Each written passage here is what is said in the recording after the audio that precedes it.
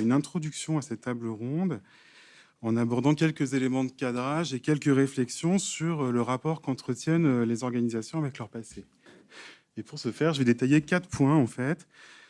Dans mon intervention, le premier, ça va concerner finalement comment les entreprises s'intéressent à leur passé. Je vais parler de la genèse des projets d'histoire en entreprise. Le second montrera qu'il existe plusieurs types de rapports au passé qu'on trouve dans les organisations, et c'est à ce moment-là qu'on va parler de la mémoire, qui est le sujet de cette table ronde. Le troisième, ça sera d'interroger la dimension politique des usages et de l'histoire du passé dans les entreprises. Et en guise de conclusion, j'aborderai la question du passé comme instrument de management.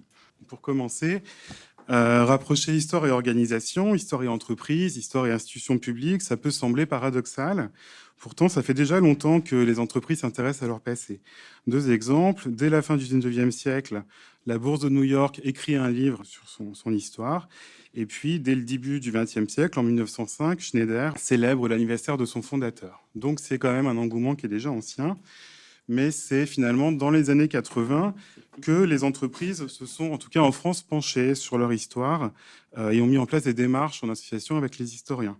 Alors ça s'explique par plusieurs raisons. La première, c'est du côté des historiens, il y a un intérêt pour les organisations qui arrivent à ce moment-là parce qu'il s'agit de renouveler l'historiographie.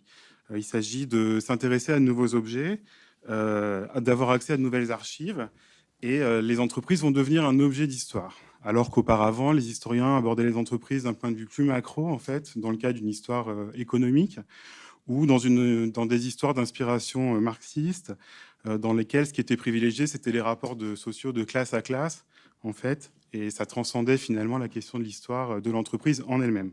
Mais dans les années 80, changement de perspective et des histoires se développent dans les entreprises, notamment avec Saint-Gobain. Je ne sais pas si vous connaissez le livre Mémoire d'avenir, mais c'est un livre fondateur sur l'histoire des entreprises. Et puis, par exemple, c'est à ce moment-là que se développent des histoires de Renault avec les travaux de Patrick Fridinson. Tous ces travaux vont se développer, notamment dans des champs de recherche qui vont s'intéresser aux entreprises et puis à des secteurs d'activité. Par exemple, les travaux de François Caron sur l'histoire des chemins de fer ou les travaux d'Hubert Bonin sur le domaine bancaire. Bon, les exemples seraient nombreux. Ça, c'est du côté des historiens. Mais du côté des entreprises, il y a également un rapprochement qui se fait et un intérêt qui se porte sur l'histoire et le passé. Et cet intérêt, on peut l'expliquer, en tout cas certains auteurs l'expliquent, par la crise en fait, des années 70, une crise qui va fermer les entreprises. À partir du moment où les entreprises découvrent qu'elles sont mortelles, qu'elles peuvent fermer, disparaître, on va commencer à s'intéresser à ce qui fait leur identité, ce qui fait leur histoire. Et cette crise, surtout, elle marque une inversion du rapport de la vision de l'avenir, qui n'est plus pensée uniquement sous le sceau du progrès social. Ça, c'était les 30 Glorieuses. Mais on peut le penser désormais sous le sceau de la perte. C'est ce que dit Pierre Nora dans la préface des lieux de mémoire lorsqu'il dit « On ne parle pas tant de mémoire que parce qu'il n'y en a plus ». Donc, dans cette conjoncture très particulière, très spécifique, c'est la notion de culture d'entreprise, culture organisationnelle, qui va être mobilisée par donc les managers, par les DIRCOM, par les gouvernements d'entreprise, dans cette démarche de décrire ce qui nous rend différents de notre voisin, ce qui peut être notre avantage concurrentiel dans cette période finalement où la concurrence s'accroît, où on peut disparaître. L'histoire va être un des moyens de se définir. Et c'est comme ça que des projets d'analyse de la culture d'entreprise se mettent en place, des projets de management de la culture se mettent en place, et c'est comme ça que l'histoire à voix au chapitre arrive comme un des éléments de définition de cette culture et donc un des éléments intéressants à interroger.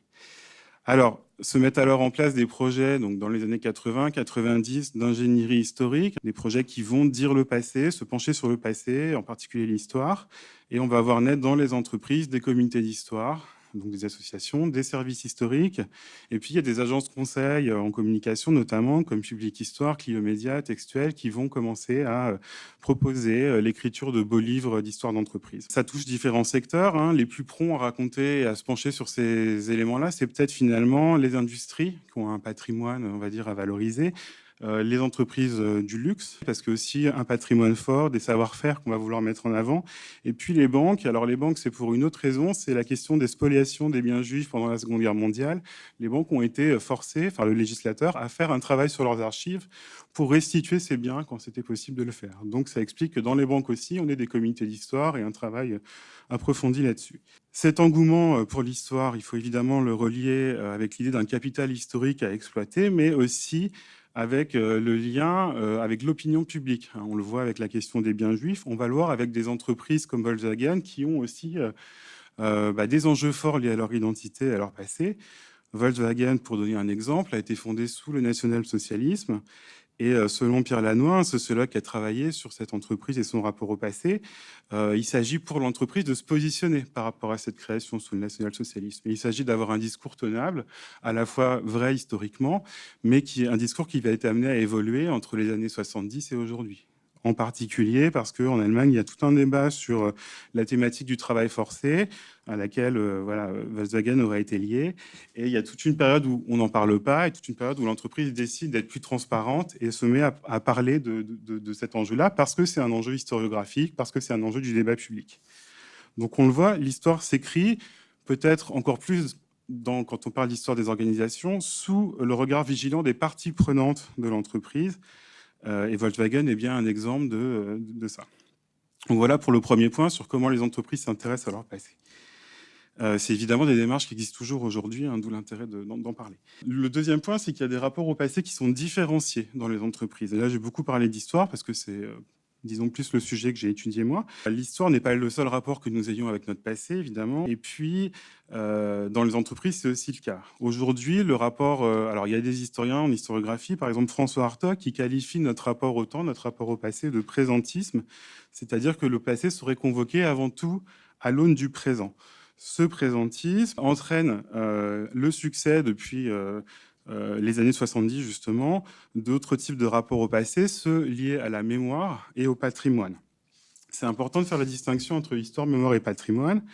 La mémoire, en particulier, c'est un rapport au passé qui concerne les organisations et finalement, le principe de la mémoire collective, c'est d'affirmer la volonté de la nécessité d'un souvenir. La mémoire, elle va circuler dans les interactions quotidiennes, elle va irriguer finalement la manière dont les salariés se représentent leur travail, elle va être moins rigoureuse que l'histoire dans la reconstruction des faits. C'est Philippe Joutard, un historien de la Première Guerre mondiale, qui explique que le rapport au passé de la mémoire, c'est un rapport direct, affectif, puisqu'il est d'abord le souvenir d'éléments vécus par un groupe, par une personne ou par ses ancêtres. En entreprise, dans les organisations, la mémoire, elle va se donner à lire dans les revendications de certains groupes de salariés en quête de reconnaissance identitaire. Le lien mémoire-identité, c'est un élément très fort de ce rapport-là au passé. Et puis, cette mémoire, elle va aussi se prêter à des usages institutionnels, en particulier en termes de communication. Il n'est pas rare que les grands groupes ou les petites entreprises sollicitent la mémoire des retraités ou des dirigeants pour revenir pour avoir des recueils de témoignages. Il y a aussi tout ce qui concerne les commémorations, qui sont des exemples d'utilisation, de sollicitation de la mémoire des salariés. Alors, les commémorations, c'est par exemple le bicentenaire de la Caisse des dépôts l'an dernier, c'est les 30 ans d'Ubisoft dans quelques mois. C'est ce type de manifestations-là qui sont aussi souvent faits en partenariat avec les équipes de communication. L'autre rapport privilégié, le troisième rapport à part l'histoire et la mémoire, c'est le patrimoine. Et le patrimoine, c'est finalement ce qui caractérise l'intérêt du présent pour les réalisations des hommes du passé. Le patrimoine, contrairement aux apparences, c'est pas un héritage transmis de manière automatique, c'est finalement ce qu'un chercheur comme Jean Davalon appelle une filiation inversée, c'est-à-dire un point de vue que nous adoptons du présent sur des objets, des pratiques, des sites auxquels nous accordons le statut patrimonial et qui, alors ce point de vue nous instaure conjointement en héritier de ce que nous sélectionnons nous-mêmes du passé et instaure les gens du passé qui ont fait des objets, des pratiques, qui on donne ce statut patrimonial, ça les instaure comme nos prédécesseurs en fait. Donc le patrimoine, c'est vraiment un choix du présent pour qualifier des éléments du passé comme dignes d'être conservés pour le futur. C'est ça la logique finalement patrimoniale. Alors ça aussi, ce sont des éléments qu'on trouve fréquemment maintenant dans les organisations. Il n'est pas rare qu'elles célèbrent des produits le plus souvent, mais aussi des techniques, des savoir-faire, les hommes, de ceux qui contribuent à l'activité productive. Et ces démarches, si elles ont pendant longtemps été menées presque exclusivement en interne, dans des expositions itinérantes, par exemple le groupe Caisse d'Épargne fait des expositions sur le livret A comme un objet patrimonial, on trouve aussi de plus en plus en fait, une porosité entre ces démarches, en particulier autour de marques de luxe, Louis Vuitton qui expose au Grand Palais son savoir-faire. Donc c'est une tendance qui s'affirme depuis 5-6 ans, je dirais. Donc on voit bien qu'histoire, mémoire, patrimoine constituent des rapports au passé qui sont différenciés et qui donnent chacun lieu à des usages différents dans les organisations, mais ça donne aussi lieu à des débats, des revendications et parfois même des rapports de force. Et ça va être mon troisième point, qui est la question en fait des usages politiques du passé et puis des rapports de pouvoir. C'est une question classique en historiographie, hein, la question des usages politiques du passé. On montre comment les monarques, les nations, les États utilisent l'histoire pour se légitimer tout simplement. Et dans les organisations, ça pose la question de qui a le pouvoir de dire le passé. Et effectivement, on retombe très souvent dans un schéma classique, dissymétrique, où c'est le management, les DIRCOM, les dirigeants qui peuvent dire l'histoire, qui ont cette prérogative et ce pouvoir de dire le passé. Et ce qui est intéressant, c'est l'écart qui peut exister dans cette volonté de dire l'histoire, de dire le passé, entre une histoire façonnée par les communicants, par le management, en fait, on va dire, et puis l'histoire vécue, l'expérience en fait des acteurs, qui parfois n'est pas tout à fait identique et relève de perceptions différentes. Donc là, c'est effectivement une sorte de collision entre la mémoire, le vécu des acteurs et l'histoire telle qu'elle s'écrit. Et ça donne lieu parfois à des grèves, à des contestations, à des revendications de syndicats, très souvent, mais aussi de salariés. Des exemples d'entreprises où les salariés écrivent des contre-histoires par rapport à l'histoire des communicants, qui sont assez intéressantes à étudier. En conclusion, est-ce que l'histoire finalement peut être un instrument de management et puis un instrument de communication? Je pense qu'il y a trois orientations qu'on peut retenir pour répondre à cette question.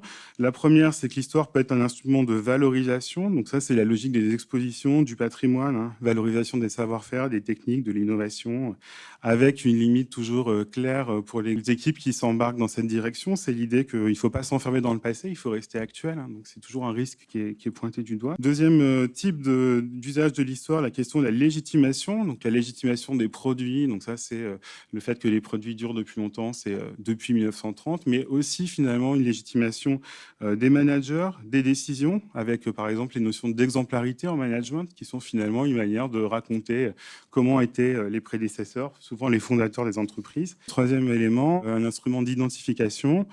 Et là, c'est le lien entre histoire et culture d'entreprise, et c'est faire du passé finalement un instrument de cohésion et de reconnaissance dans les organisations. Ce qui montre bien que l'histoire, le passé sont des instruments de communication. Je vous remercie. Merci beaucoup pour votre intervention.